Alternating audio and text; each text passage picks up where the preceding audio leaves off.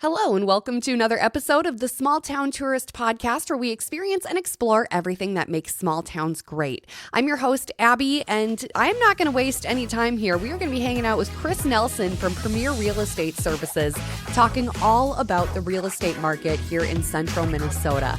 I've been wanting to cover this topic for a while, and Kris was a fantastic resource to have. So please enjoy our time hanging out with Kris Nelson from Premier Real Estate Services.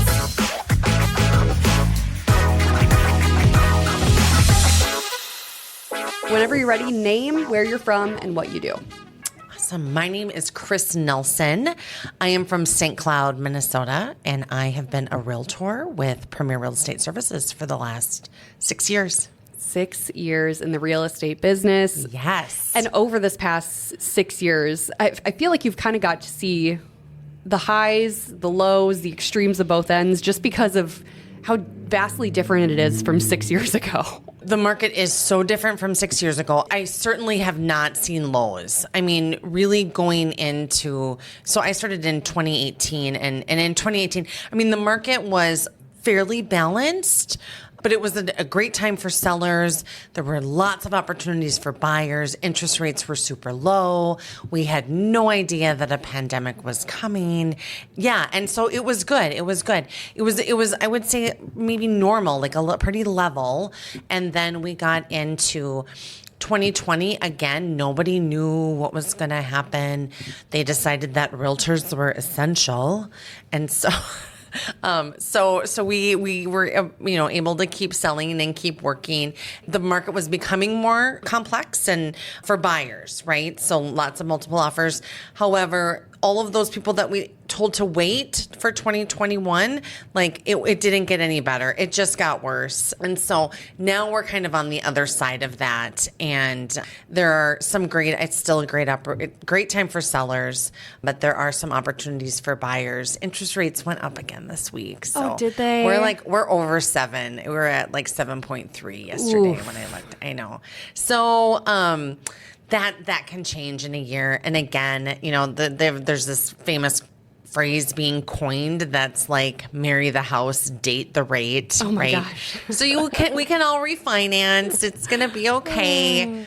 I bought my first house and my interest rate was 8%. Like, that was probably like 2000, I think. And so the majority of like our first time home buyers haven't seen rates this high ever and just thought that everything was going to stay probably below 5. Right. Yeah. And I know I was golfing at Oak Hill Golf Course last night, and somebody was talking to me about interest rates, and he's a retired credit union president. He was like, my first house was 13%. I'm like, see, they just don't know. Like, They don't know how good they have it. Yeah, exactly. It's perspective is everything. I mean, like you said, you can date the rate. And we bought our house in 2017. Yeah, early 2017. And we refinanced when it was super low, and we were smart about that and realized we're probably not moving anytime soon, but that's fine because we like where we're at. It's probably not going to be a forever home, but we like it. And we have a great rate on it now, so. Right. And so that's what makes it hard. So you probably, in the short time, like 7.5 years that you've owned your home, have built so much equity. Exactly. So such a good investment. And if you want to sell, again, you're going to have a lot of money to put down probably on your next home. Exactly, yep. Just not going to have that great rate that you're currently living with. But it's fine because being first-time home buyers, I was fresh out of college working my first adult job. My husband had been working road construction for years and was moving out of his parents' house because he was only there half the year. He lived in a camper the other half of the year. Nice. So we got our first house, and we bought a split level. So you walk in, kitchen is right there, and then living room, couple bedrooms upstairs, another living room, bedroom downstairs. Nice. Yes. What we didn't realize was Sauk Rapids is built on a swamp. It truly is. So our sump pump runs year round. So crazy. It's so crazy. My first house that I bought was in Sauk Rapids, and the city at the time, so like a month after I moved in, somebody from the city was checking. So it's a city ordinance that you were required to have a sub pump. So I moved to West St. Cloud. So I live kind of right off County Road 134. My house is a full basement, full 2-story. I do not have a sub pump. I have a hole for a sub pump.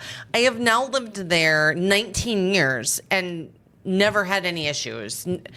So obviously never had a sub pump even installed, much less running. Right, needed. And you're right. In Sauk Rapids, it runs constantly. And the battery backup is a real thing. Oh, you're telling me. Yeah. Our 4th of July weekend one year was ruined. Because with those storms come power outages, and it's just a lose-lose. Like I've heard of people just hauling 5-gallon buckets of water out as fast as they can to try to keep up with it, and yeah, it's brutal. I mean, I walked down that weekend to grab something out of the basement. I think I was looking for my unicorn floaty because we were heading to the lake, and I'm like, yeah, floaty, let's go. This is the last thing I need to grab before we leave. And I step on the basement carpet, and it just squishes, and I'm like. So we got it all taken care of, and our plans were not totally ruined, just a little delayed. Just delays. Fine. But now we have like the battery backup and all that, and we're kind of coming up on the house being, it was built in 2001, so it's a 25-year-old home now, and it's just kind of, there's little wear and tear that's happening. So we're kind of learning how to deal with that, like ongoing maintenance kind of thing, updating things here and there. We just had granite countertops put in, which is super exciting. So like, yeah, we're just kind of like getting the groove of being homeowners. That is so cool. But you are right. In that like 20, 25 years, then all of a sudden we're like, why isn't the furnace kicking on? And I don't know if that AC is going to... Had to replace the AC, which actually, funny enough, when we replaced our AC, it's actually cheaper to run our AC than it is to heat our house in the winter. Like, the efficiencies have come such a long way in 20 years. Right. It's not all bad. And then also to just sit, because we have done that. We have been in our house now for 19 years. So... replaced a furnace, replaced an AC, like done the roof, like all the things, all the appliances, washer and dryer, hot water heater. And you're just like, then you sit back and go, all right, like I think we're good. I think we are good right now. Like never say that because you're never good. Something bad will happen. I take that back. Not again, knock on wood. Yeah, I mean, there are like blessings and challenges to homeownership, and I see that so much with people who have been renting for a really long time, and it's like, okay, well, yeah, if the hot water heater goes out, if you don't have any hot water, you're not going to call your super. No. Like you are going to need to call a plumber. Exactly. And make sure that baby is not leaking all over your basement. Yeah. So, yes. Yeah, it was a fun challenge, and we're still, every day is a challenge. Something new pops up, but I don't think I would have it any other way. I was not a good renter. Like, I mean, I was good. I didn't wreck anything and all that, but like, I didn't like being under someone else's thumb and like playing by their rules. Like, I got fined for there being leftover oven cleaner in one of the places that I lived. I'm like, I cleaned the oven. You're telling me the streaks from cleaning it is a fine? Like, that was like what sent me over the edge. I'm like, never again. It's amazing how I agree. I thought I scrubbed this place, like this place is looking so good, and yeah, they can ding you on like I didn't wash the screens.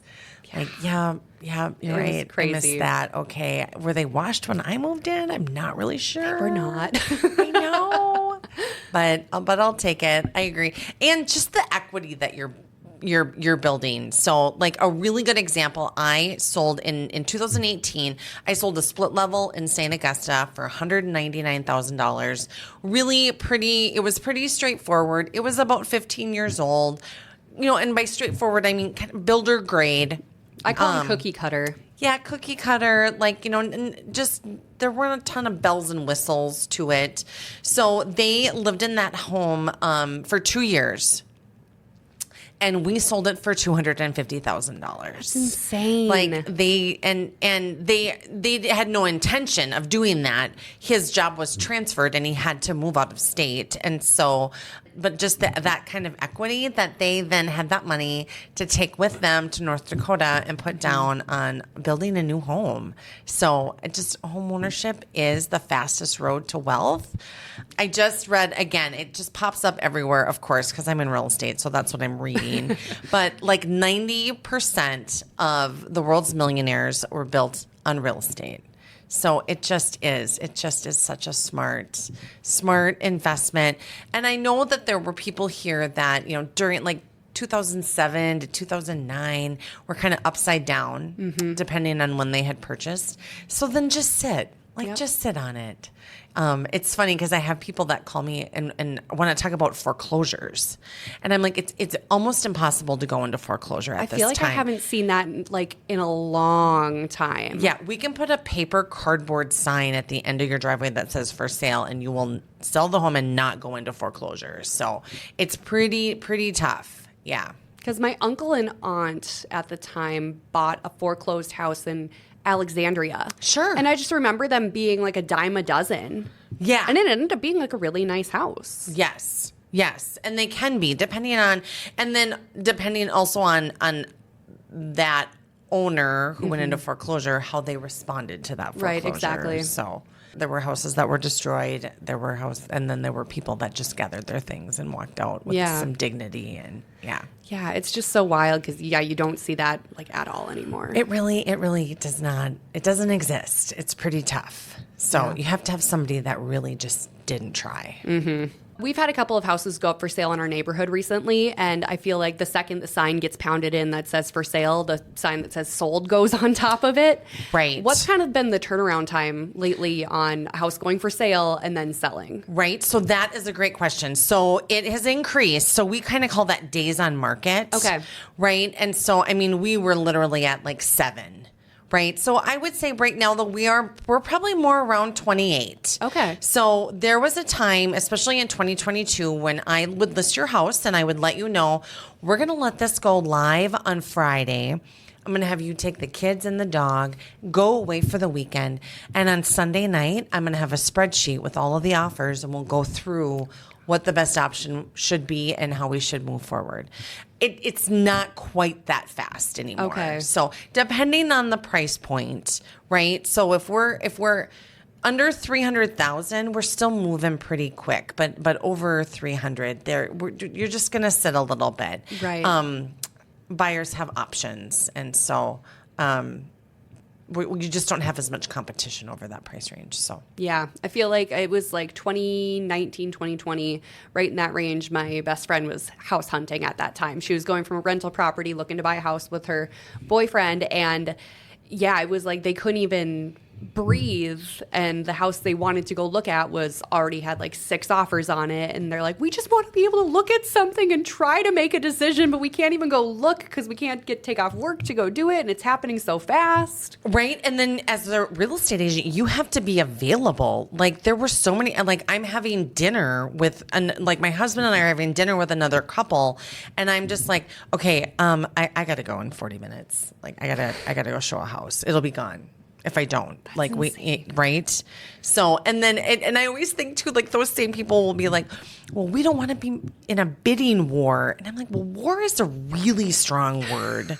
And it's a very gentle process. You get an email that says we've gone with another offer. Right. So there isn't a lot of back and forth when it was like, you need to submit your highest and best offer. And then you're going to find out we'll be working with you, or we've gone with another offer. There isn't a lot of like back and forth or you're not sitting difficult decisions at a conference table in a stare off with who can have the better offer. Yeah, grinding it out and arguing back and forth your case or your side of something. It's like it's a pretty quiet, gentle process. There were some agents who didn't let you know you didn't get the house. You just saw that it went pending and knew it wasn't yours. That was that then. Not ideal, but yeah. Yeah. Did she get a house? Yep, they did. They got a house in Freeport, and they love it. And That's great. awesome. And I'm a little upset because she was in Sartell where the rental was. So she was only exactly 12 minutes away from me, which is like why we wanted to be super close. And then they found the house in Freeport, which is out towards where her boyfriend, now husband, Just really outside of the friend parameter that we were looking for. But it is actually kind of convenient because our other best friend lives in Minneapolis. Oh. So I'm now the official middle meeting point. So everyone has to come to me. Very nice. Yeah. I like how that played out. It worked out really well for me. Yeah. I feel the same way. I'm in West St. Cloud, and my friend Carrie lived probably 2 miles away, and then she moved into a gorgeous home by the Sartell High School. And I even said to her, "This is so far," and she goes, "Well, I already drove it. I timed it. It takes 9 minutes." Like, all right. I'll write it up. I'll allow it. Mm-hmm. Yeah, you have to do that with your friends. We timed ours. I think we're like 30 minutes now apart, which is rough, but it's better than when she was living in Bemidji, so I'll take it. Right. Right. Good for you and good for them. Yeah. Aw. So I know they are like hopefully looking to expand in the future when they have kids and get a little more land because they're kind of in town. They're like right on the edge of Freeport. So yeah, but good for them. Mm-hmm. What they're doing is the best road to be able to build that. Have something to sell, something that's building equity. I mean, even if they do nothing to it, houses are increasing like 5 to 7% annually. So, exactly. Right? They're making money. Yeah. So it's been exciting. My whole friend group, we're really good at going through stages of life together. So we all got married in the same year. We all kind of started getting houses around the same time. And that's so awesome. Yeah, it's fun to have kind of a pack to do things with. I agree. Makes it better when you have questions. Yeah. And I'm like, what did you do wrong? Okay, I'm not going to do that. Learning from each other. This is good stuff. Yes. Yeah. So you've been in real estate for 6 years now. How did you get into this business? How did I get into this business? So that is such a great question. Prior to being into real estate, I owned a promotional marketing company. So I did decorated apparel and really anything that people can put their logo on, did lots of event planning and things like that. I owned that business for 16 years, and it was thriving. We were doing really well. I had a couple of salespeople. I had a full-time graphic designer. My son suffers with some just mental illness, and so he is diagnosed on the spectrum, and he has a couple of other diagnoses as well, and it was just creating a lot of challenges in our home. It felt like when I was at work, I needed to be at home, and when I was at home, I needed to be at work. And so was very blessed at that time. I decided to sell my business and decided to sell my building, and just was able to, the first buyer that came to me was really not legit. He was a competitor. I think he just wanted to get information on my company and didn't have any sort of financial backing or even a credit score that would allow him to be approved, right? So found that out kind of deep into things. But the nice thing was the business was going so well that I thought, who do I know? Who do I know who's buying businesses and doing this? And so I connected with Bob Layton at Layton Broadcasting, and they are very experienced in acquiring other businesses, and so acquired my business to join Magnetic Spark. And it was a great union. So when you have a child struggling, I just found that it was difficult to have both parents who work Monday through Friday, 8 to 5. Real estate was something that we had always loved. I have bought and sold commercial real estate myself. I had, we had a couple of rentals, and we just decided, like, I'm gonna give it a shot. This is gonna give us some flexibility, and it really did. It was a great fit. I got to be home during the day when, if I'd going to show houses, a lot of times that is in the evening or on weekends, and my husband would be home. And so it just provided a lot of peace in our household. So my son graduated from high school, which was something we didn't know if that was going to be possible. Exciting. Yeah. So, it was a good decision for our family and made life very, I'm always just like peace over drama. Like we just need some peace. Exactly. So, Yeah. So what's kind of the difference between like just, buying a house or like going that commercial real estate? Like they seem like two very different beasts. They really are. They really are. I prefer residential real estate. That is definitely my passion and my focus. For the people that get into commercial real estate, it is its own beast. It can be complex. There are a lot of factors that play into it. As far as what percentage of the building is leased out to someone else versus occupied, and then as well the different types of loans and SBA loans and commercial loans, and so there also comes into play with commercial real estate all types of different like environmental concerns and generally in a commercial sale you have to be you're working on a build out. You're working on like what changes are going to happen with the facility. So it just tends to take a lot longer. Okay. I would say probably minimum 4 months, not 6. And I've had deals that have taken a year to come together. So, right. So commercial real estate is amazing and can be very lucrative.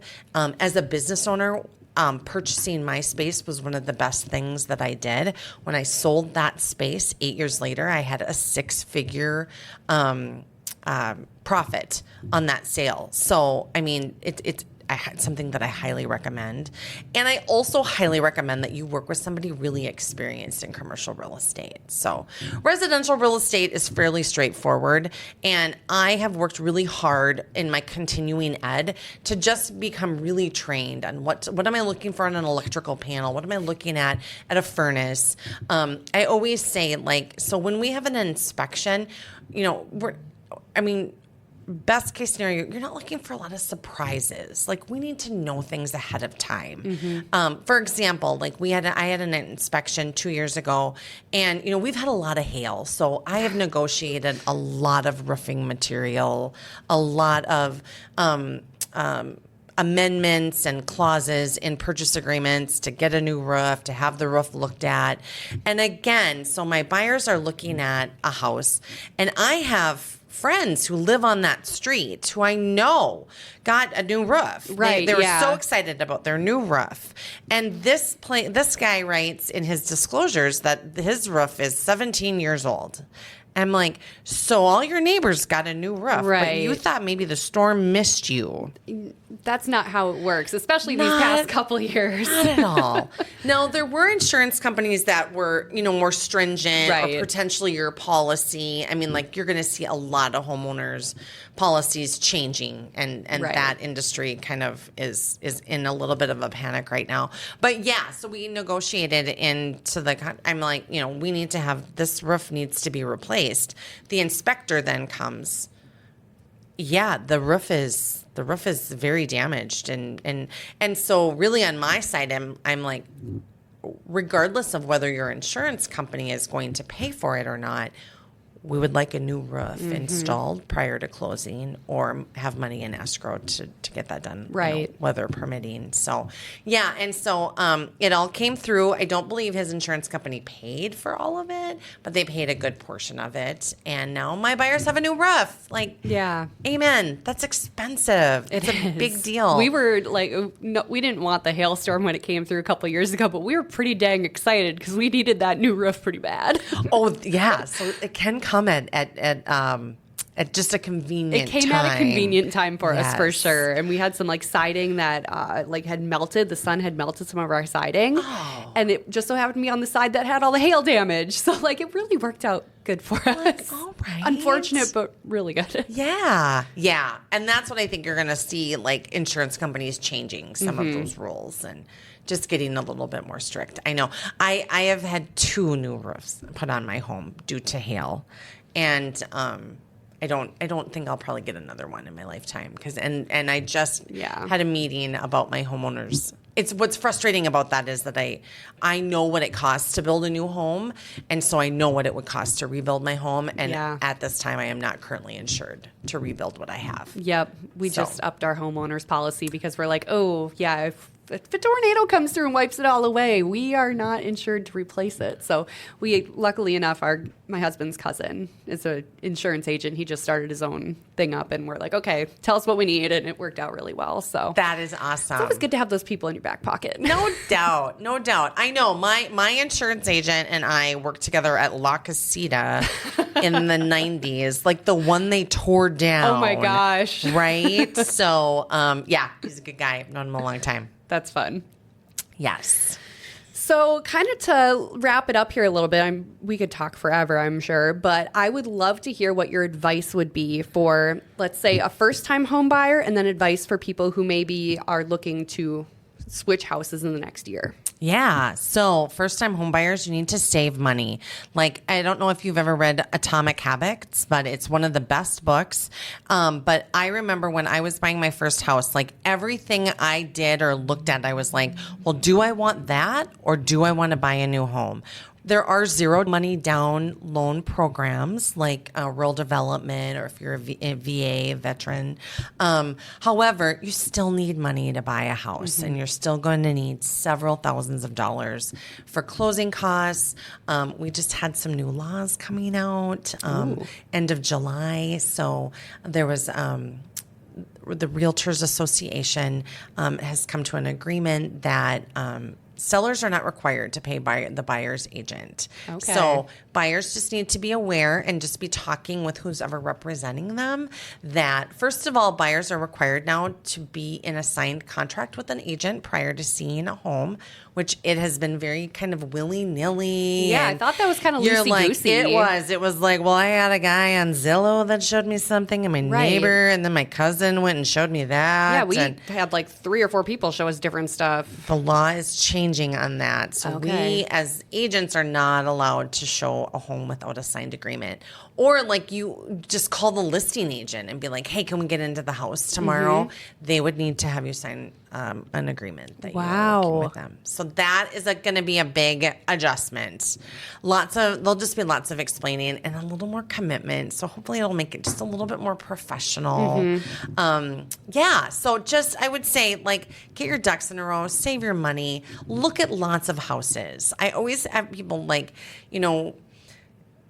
they get into that home buying process in the last 3 years, and they've looked at like 3 houses and they want to write an offer. So like, just give yourself some time. Maybe start looking before you're even ready to buy, just so that you have, like if I have $200,000, I know what I can get for $200,000. Like I've seen what's out there.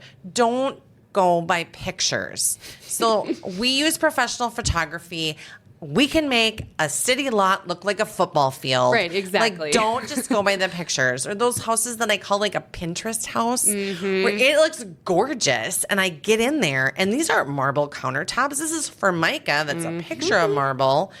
That's not a subway tile backsplash. That's a peel and stick, and it's not sticking so hot. Peeling at the corners. Right? And so you just want to be really careful. And then for those who are looking to maybe upgrade, just get in touch with the lender. Like, know what your payments are going to look like. Know what the interest rate has done and how it's going to change things. And then just keep an eye. Like, you can Google it any day. I have an app that every day I know what interest rates are and where they're going, and then they'll have like a plus or a minus and a green or a red. But I would just say, just really nail things down with a lender in person. Have a relationship with someone.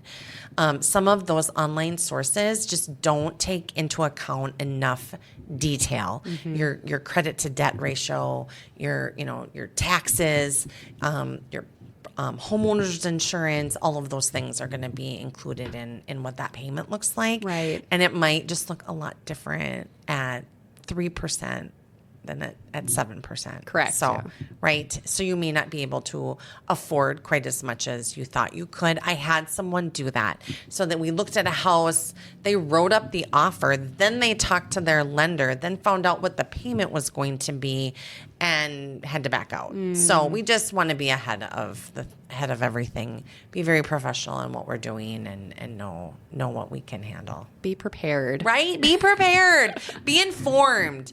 And Google makes us feel informed, but it's kind of like It's a false sense of security. it really is. Talk to a professional. Yes. So, And then the last question I had, have you seen any hot spots show up in central Minnesota recently? Like, where are people flooding to right now? oh, goodness, hot spots. I would say, so Sauk Rapids is by far probably my most requested city and school district. However, building in Sauk Rapids is very limited. And I want to say it's probably due to swampland. Yeah. So Sauk Rapids, I just had someone, it was my massage therapist, and she's like, well, my husband and I really want to get into a patio home in Sauk Rapids. And I was like, okay, we have a couple. Like, there aren't going to be a lot of options. No. But yeah, I would say Sauk Rapids. I would also say more of those rural areas. So it was so funny. I was talking to a woman, and she's like, she was mad at her best friend because they want to buy a couple of acres, with the shed. But her friend just went and did it, and they copied her. And I looked at her. I was like, that's what everybody wants. Like everybody wants a couple acres in a shed. 3 to 8 acres, cool house with a shed. Like half of them don't even care about the house as much as they do about the shed. Yeah, storage. So yeah, that I would say is a really hot ticket right now as well. Okay, cool. Yeah.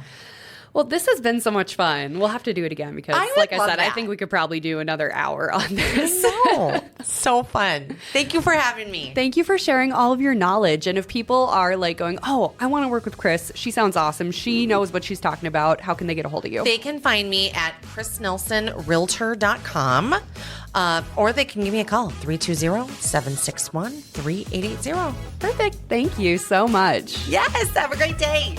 Thank you so much for listening to another episode of the Small Town Tourist Podcast. If you're looking to work with Kris on your next real estate purchase, I have all of her contact information in the show notes below. If you're looking for more content from the Small Town Tourist, you can always follow me on Instagram at the Small Town Tourist. You can check out the blog, thesmalltowntourist.com, the Facebook page, all that good stuff. All those are linked in the show notes below. We'll catch you next week.